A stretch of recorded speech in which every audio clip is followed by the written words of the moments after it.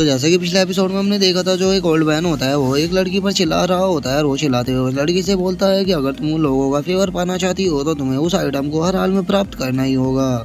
क्योंकि ये तुम भी जानती हो कि जो याओ क्लैन है उसने तुम्हारे साथ अपने सारे संबंधों को खत्म कर लिया है, इसीलिए वो तुम्हारी कोई भी मदद नहीं करने वाला। तो इसीलिए तुम्हें अपने आप ही कोई रास्ता ढूंढना होगा ताकि तुम उसे प्राप्त कर सको। जो सुनकर अब जो वो लड़की होती है वो उदास होते हुए उस ओल्ड मैन से बोलती है कि फादर मैं जानती हूँ और मैं उसे प्राप्त करने के लिए अपना बेस्ट दूंगी। और अब हमें पता लग जाता है कि ये जो ओल्ड मैन है इस लड़की का फादर है। जिसके बाद अब हमें उस ओल्ड मैन के बारे में बताया जाता है कि ये ओल्ड मैन याओ क्लैन का जो लीडर है उसका सेकंड सन है और इस ओल्ड मैन का नाम जियाई जैन है। और अब जो जियाई जैन होता है वो वहाँ से जाते हुए अपनी बेटी से बोलता है कि मुझे पता है कि तुमसे कुछ भी नहीं होने वाला, इसीलिए मुझे ही तुम्हारी यहाँ पर मदद करनी होगी, क्योंकि तुम्हारा जो कजिन है वो भी यहाँ पर उसी आइटम को लेने आया हुआ है और उसके रहते हुए मुझे पक्का यकीन है कि तुम कभी भी उस आइटम को प्राप्त नहीं कर पाओगी। काश मेरे एक लड़की ना हो के एक बेटा हुआ होता। और अब इतना बोलकर जो जियाओ जैन होता है वो वहाँ से चला जाता है। और अब अपने फादर की ऐसी बातों को सुनकर वो जो लड़की होती है वो रोने लगती है। रमेश लड़की के नाम के बारे में बताया जाता है कि इसका नाम जियाई बिंग है। और अब याओ क्लैन का नाम सुनकर जो येमिंग होती है वो थोड़ा शौक हो जाती है और वो शौक होते हुए लिनियो से बोलती है कि ब्रदर लिनियो क्या आप इसी याओ क्लैन की बात कर रहे थे। जो सुनकर ये लिनियो से बोलता है कि तुम लोग थोड़ी देर मेरा यहीं पर ही वेट करो, मैं इस लड़की की थोड़ी मदद कर आता हूँ।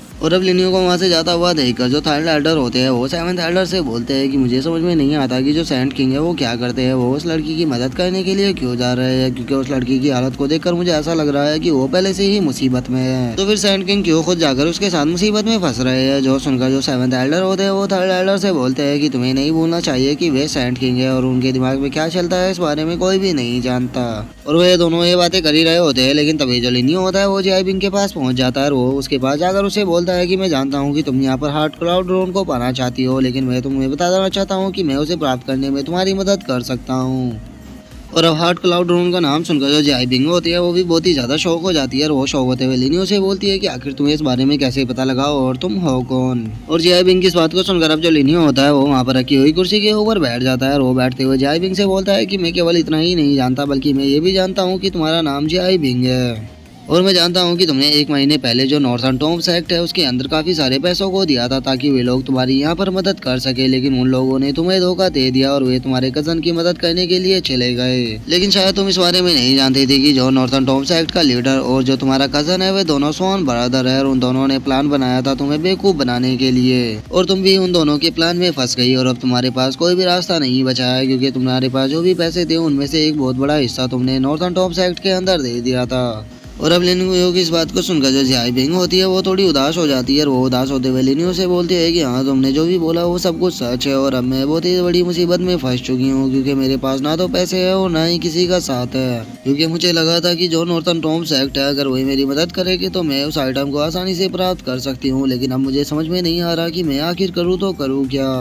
और जियाई बिंग को ऐसे उदास देखकर जो लिनियो होता है वो उसे बोलता है कि तुम्हें सैड होने की कोई भी जरूरत नहीं है, मैं तुम्हारी मदद करूंगा उस आइटम को पाने के लिए, लेकिन मैं पहले तुमसे ये पूछना चाहता हूँ कि क्या तुम मेरे ऊपर ट्रस्ट करती हो। अगर तुम्हें मेरे ऊपर ट्रस्ट है तो तुम मुझे उस आइटम के बारे में बता सकती हो जिसे कि तुम्हें प्राप्त करना है। और अब लिनियो को जियाई बिंग के साथ इस तरह से बातें करता हुआ देखकर जो थर्ड एल्डर होते हैं उन्हें कुछ भी समझ में नहीं आता और वे परेशान होते हुए बोलते हैं कि आखिर वहाँ पर चल क्या रहा है, सैंड किंग उससे इतनी देर तक क्या बातें कर रहे हैं। जो सुनकर जो थर्ड एल्डर होते हैं वो उससे बोलते हैं लगता है कि उन दोनों के बीच में कुछ ज्यादा ही इंटरेस्टिंग बातें चल रही है, इसीलिए वे दोनों इतनी देर से बातें कर रहे हैं जबकि वे एक दूसरे को अच्छे से जानते भी नहीं। और अब थर्ड एल्डर के इस तरह के इंटरफेयर को देखकर जो येमिंग होती है वो थर्ड एल्डर से बोलती है कि थर्ड एल्डर मैं आपसे एक चीज पूछना चाहती हूँ कि आपकी कितनी गर्लफ्रेंड रही है। जो सुनकर जो थर्ड एल्डर होते हैं वो येमिंग से बोलते हैं सच बताओ तो मैं जब से पैदा हुआ हूँ आज तक मैंने किसी लड़की को अपनी गर्लफ्रेंड नहीं बनाया, मैं 50 सालों से सिंगल ही हूँ। और थर्ड एल्डर की अब इस बात को सुनकर जो येमिंग होती है वो थोड़ा अजीब सा फेस बना लेती है और वो अजीब सा फेस बनाते हुए थर्ड एल्डर से बोलती है कि आप पिछले 50 सालों से सिंगल हो, लेकिन उसके बाद भी आप इस तरह से एक्टिंग कर रहे हो जैसे कि आप एक लव गुरु हो। जिसके बाद अब हमारा जो व्यू होता है वो जियाई बिंग और लिनियो के ऊपर आ जाता है और जो लिनियो होता है वो जियाई बिंग से बोलता है कि ठीक है मैं उन दोनों आइटमों को बाय कर लूंगा और उन दोनों आइटमों को बाय करने के बाद उनमें से जो परफॉर्म मार्शल आर्ट स्वॉर्ड है उसे मैं रखूंगा और वो जो दूसरा आइटम है वो तुम रख लेना। तो बताओ क्या तुम इसके लिए तैयार हो। और लिनियो की इस बात को सुनकर जो जियाई बिंग होती है वो थोड़ा शौक हो जाती है और वो शौक होते हुए लिनियो से बोलती है कि क्या तुम उन दोनों आइटमों को सेम टाइम पर बाय कर लोगे, लेकिन मुझे पहले तुम ये बताओ कि तुम यहाँ पर हो कौन कौन,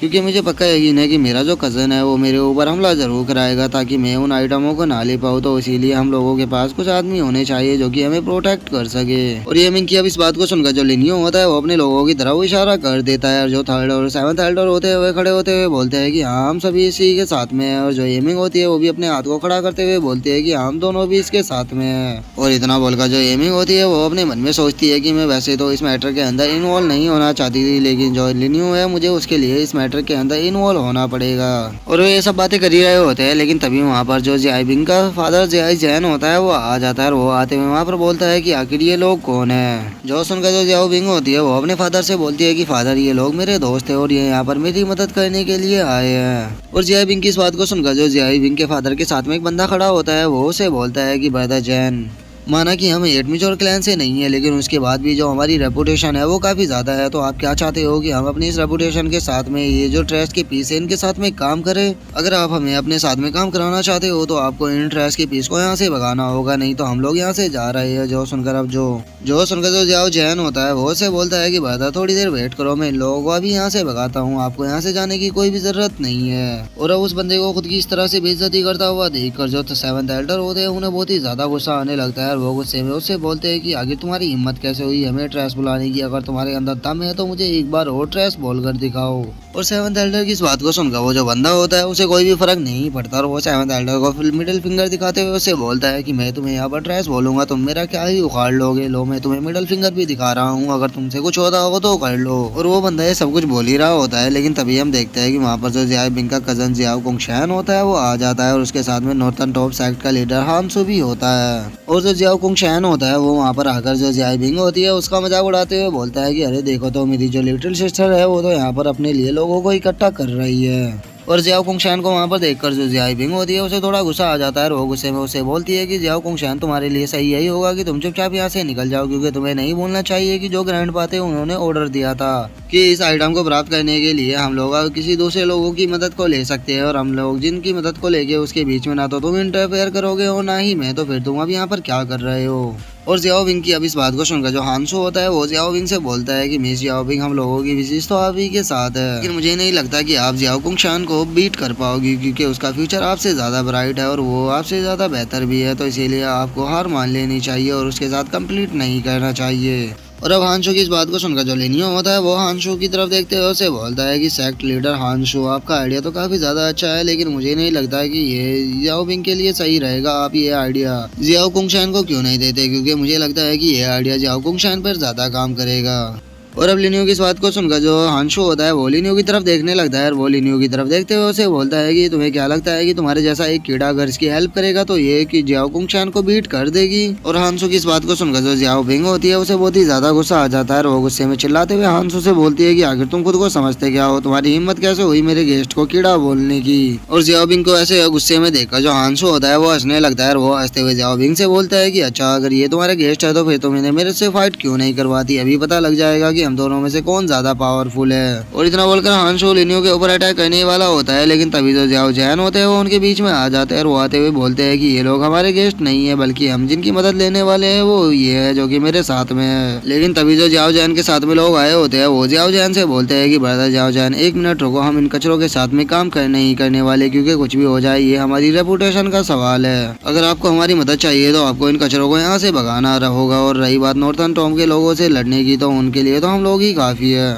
और अब उस बंदे की इस बात को सुनकर जो लिनियो होता है वो उससे बोलता है कि हो तो तुम्हें लगता है कि तुम नॉर्थन टॉम के लोगों को डिफीट कर सकते हो? सच में ये तो बहुत ही बड़ा जोक है। तो चलो मैं तुम्हें अब एक ऑफर देता हूँ, अगर तुम नॉर्थन टॉम के लोगों को हरा देते हो तो मैं तुम्हारे सामने नील डाउन करूंगा और मैं तुम्हारे सामने घुटनों पर बैठकर यहाँ से बाहर निकल जाऊंगा। और अब लिनियो की इस बात को सुनकर वो जो बंदा होता है वो बहुत ही ज्यादा खुश हो जाता है और वो खुश होते हुए लिनियो से बोलता है कि ठीक है फिर ये डील रही, लेकिन मैं आशा करता हूँ कि तुम अपने शब्दों से नहीं फिरने वाले। अगर तुम अपने शब्दों से फिरे तो मैं तुम्हारी यहाँ पर पीट पीट कर बुरी हालत कर दूंगा। और अब इतना बोलकर वो जो बंदा होता है वो अपने मन में सोचने लगता है, मैं जानता हूँ कि ये जो हानशू है इसका कल्टीवेशन का लेवल सेम मेरे ही लेवल पर है, और अगर यहाँ पर लोगों की बात की जाए तो मेरे पास हानशू से ज्यादा लोग हैं, तो इसीलिए यहाँ पर मेरे जीतने के ज्यादा चांस है। और अब इतना सोचकर वो जो बंदा होता है वो अपने सभी लोगों को हानशू के ऊपर अटैक करने के लिए बोल देता है और वो उन लोगों से बोलता है कि ब्रदर जाओ और जाकर इस हानशू को खत्म कर दो। और अब उन लोगों को अपने ऊपर अटैक करता हुआ देखा जो हांशो होता है वो मुस्कुराते हुए उन बंदों से बोलता है कि तुम्हें क्या लगता है कि अगर तुम्हारे पास यहाँ पर लोगों की तादाद ज्यादा है तो तुम मुझे हरा सकते हो? सच में तुम तो बहुत ही बड़े बेवकूफ हो। और इतना बोलकर जो हांशो होता है वो अपने लोगों से बोलता है कि जाओ और इन लोगों को दिखा दो कि जो नॉर्थन टॉप सेक्ट के लोग हैं वे कितने ज्यादा पावरफुल है। आज इनमें से यहाँ पर से कोई भी अपने पैरों पर सही सलामत नहीं जाना चाहिए। और अब हांशो के इस ऑर्डर को पाते ही जो उसके सेक्ट के लोग होते हैं वे सीधे उन बंदों के ऊपर हमला कर देते हैं और वे हमला करते हुए बोलते हैं कि सेक्ट लीडर हम आपके ऑर्डर को जरूर पूरा करेंगे।